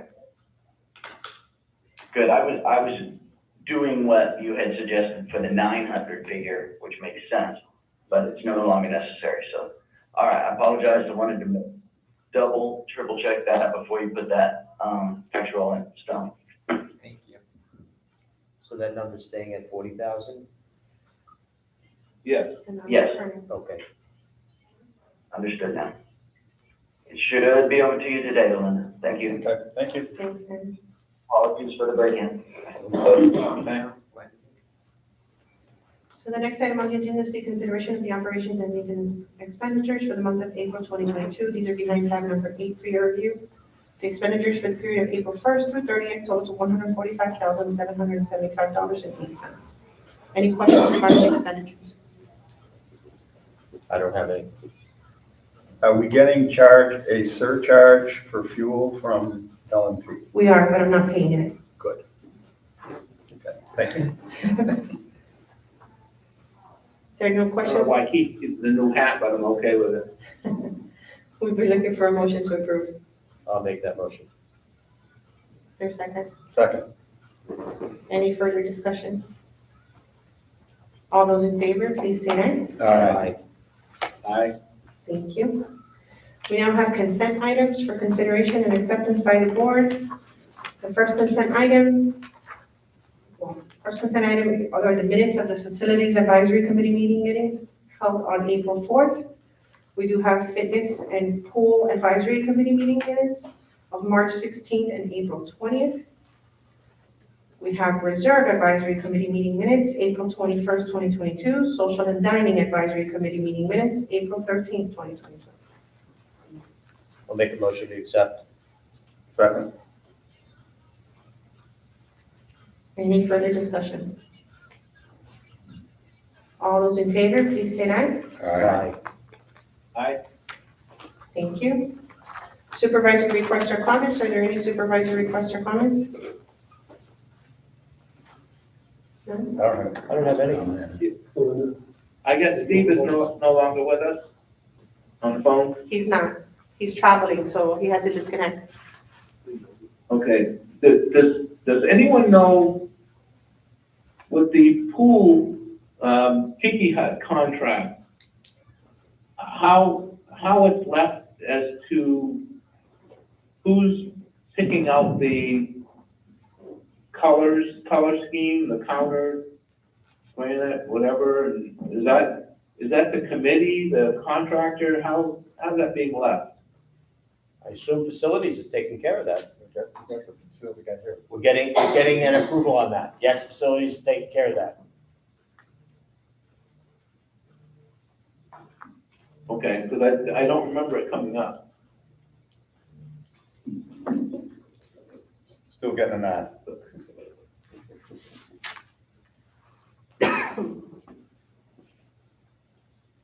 Before we adjourn, supervisors, there was one item that Paul did bring up. It's minor, but we're bringing it up. Apparently, there are yoga balls that are no longer used. How many? There's a lot of them in the yoga room. There's a lot of the yoga balls that were used. They're not used anymore. And he's either wanting to give them away or flatten and get rid of them. And I told him he couldn't just, It'd be a motion to surplus. Is that no longer something that's used to the yoga classes?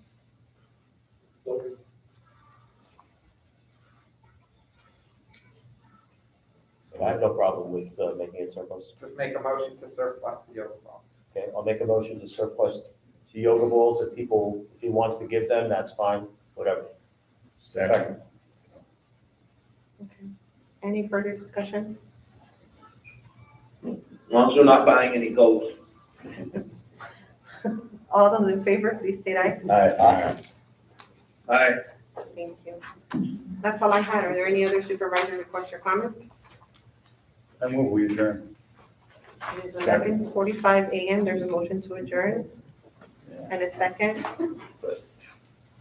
All those in favor, please state aye. Aye. Aye.